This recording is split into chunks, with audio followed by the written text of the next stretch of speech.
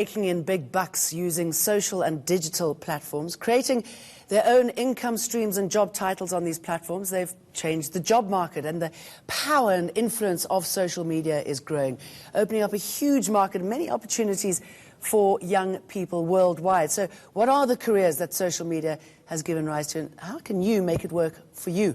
My guests tonight are African Star Communications Director, Farah Fortune, Flux Trends Cultural and Identity Trend Spotter, Kumo Teko, and social media influencer and body activist, Lala Shabalala.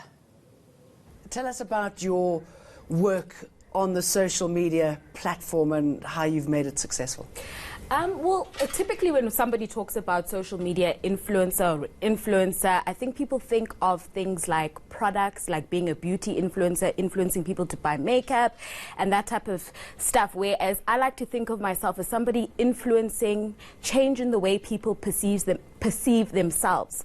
I'm a body positive activist, so a lot of my work centers around, influencing people to be about their body love journeys, about self-love, and as a result, I've managed to do a couple of things that have made it easier for me to continue to work in terms of actually making money off of that. How? Well, for one, I do full-time modeling. How I started with modeling was actually through my motivational discussions. I've just launched my own brunch for women. I make money from that, which is also centered around the whole body love thing. And of course, other brands who are now actively trying to create this body positive message through product or whatever it is, also employ me to come in, either do motivational speaking or just come as a model. So you work closely with influencers, with people who are dynamic entrepreneurs on the social media platform. How does it work? In terms of influencers, I think you first have to understand that celebrities are not influencers. Influencers are influencers and celebrities are celebrities. Celebrities have a talent, and then that is their core purpose, and from there they will endorse things and become ambassadors, whereas an influencer, that is their entire career is grown from who they are, their style, what they like, who they are as a person. So it's a completely different thing, and people need to understand that, because I think there are very blurred lines between what a celebrity is and what an influencer is. But can't a celebrity have the same kind of impact? Definitely. They could definitely have, but in terms of who they are and the kind of impact that they will have. Remember, when you like a celebrity, it's naturally for a specific talent. They sing, they dance, they act.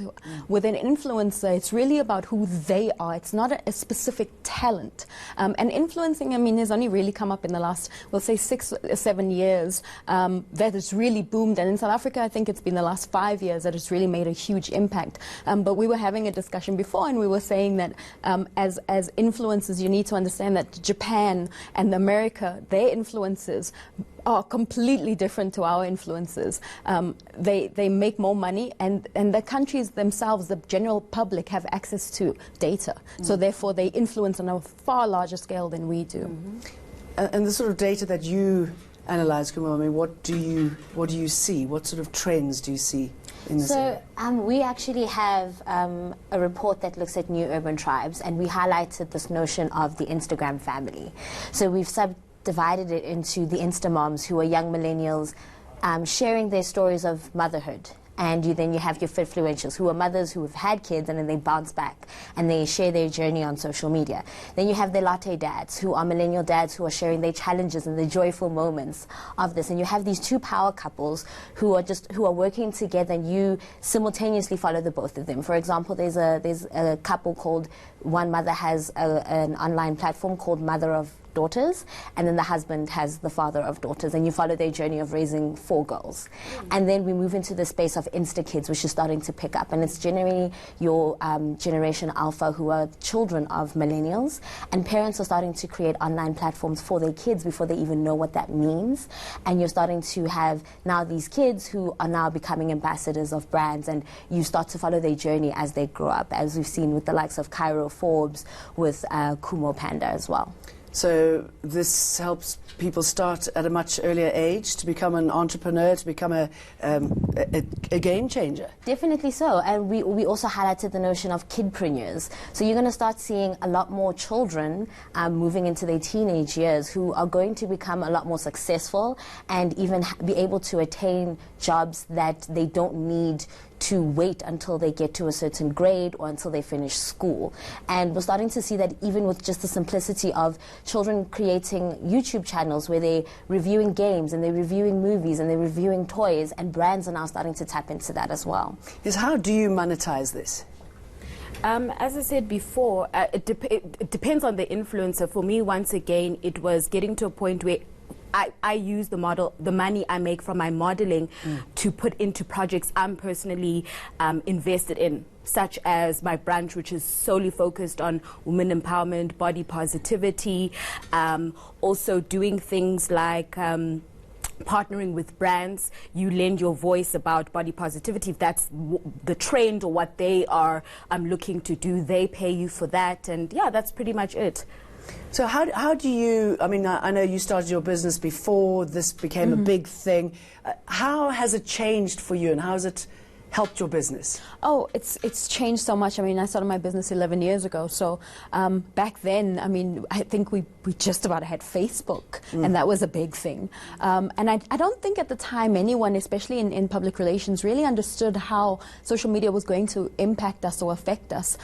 It's changed the industry in the sense that we now have instant publicists. You know, people who just think, you know, they can go online and they can become a publicist because they have access to different accounts. And I mean, it's opened up avenues in that way. And as much as somebody who's studied and actually gone into this field, at least it creates employment, you know, in the field, and you can't knock that.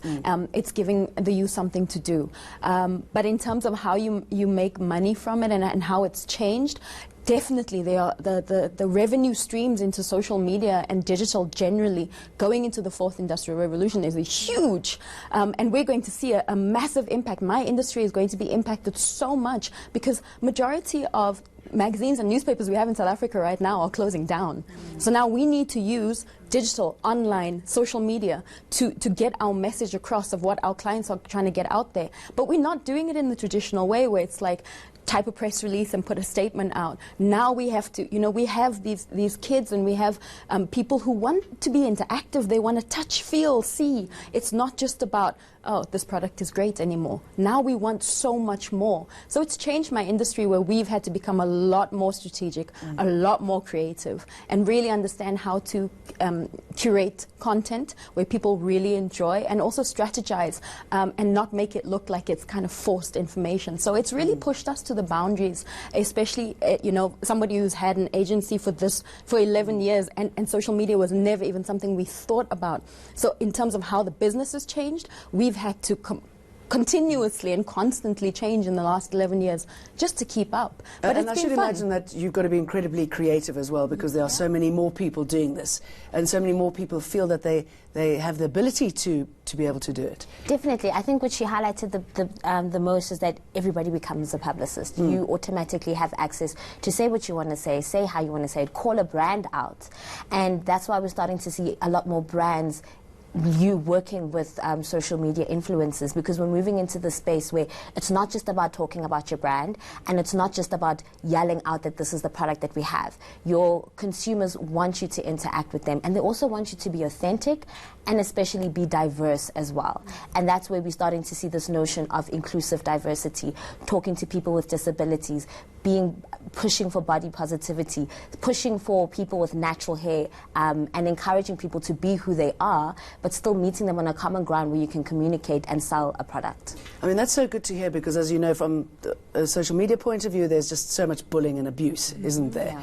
So I guess in your sort of circumstance, you found the positive way out of this kind of course, I mean, trap. I always say to people, anything you think you can say about me, I've said it about myself. Before I was on this body love journey, I struggled with my body. I struggled with a positive outlook. I struggled with a lot of stuff. And now I'm at a point where I know in order for me to emotionally, internally survive, I've got to be able to block out what everybody else has to say and focus on me and my opinion of myself. And I always say to people, that's why it's so important that if you are on a particular journey, like your body positive journey, it's important to control your feed, your social media feed. So follow pages that speak to you and your truth, and follow pages that make you feel good about yourself. Everybody, I mean, I'm the queen of block. Possibly don't respond to Absolutely, the bile and also block. Don't be ashamed to block. I know a lot of people say if you can take the bad, you should be able to, take the good, you should be able to take the bad. But I'm of the opinion, no, I shouldn't have to take the bad, because I don't come onto social media to crush anybody else's spirit, so why should I take it? So I block, I center myself, I focus on, and when I need to take time off, I do. I take time off, I focus on, I'm also very big on creating an environment around me with my friends and my family where it's positive, and yeah. Okay, so, positive affirmations, making money off of it. What happens to the traditional companies now? The traditional industries who are not embracing this? They're going to be left behind pretty quickly, right? Very, very, very quickly. If they make it to December, I'd be surprised, because we really are going into a completely different situation when it comes to media and how we communicate with people generally, the general public, how we communicate with each other. I mean, I have a 14-year-old and she just sits in her room and she's like, "Mommy, can I have this?" She WhatsApps me message. That's literally how we're communicating with each other these days. And that for me, it's very scary. But we also have to understand that this is who we're becoming as people. Some of us are so antisocial that having a conversation over the phone could literally save a panic attack. So in a lot of ways, technology is evolving to help us, but we also have to understand that, connection is a good thing for all of us. Yes, gotta keep remembering that. In terms of companies and how they are going to be affected by this, you have to look at where we are going. I mean, generally you evolve. As people, you evolve and you grow just in order to be a better person and to have a better journey in life. Companies are no different. They have to evolve, they have to grow, they have to understand that where their place is in this now.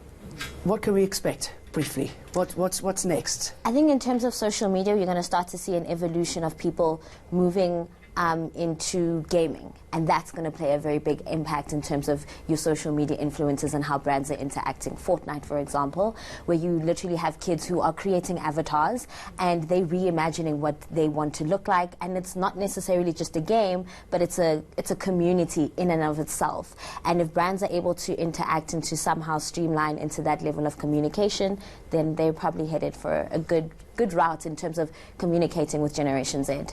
Thank you very much. Thank you. Thank you. Thank you. That was great. And that's our show for tonight. News is next.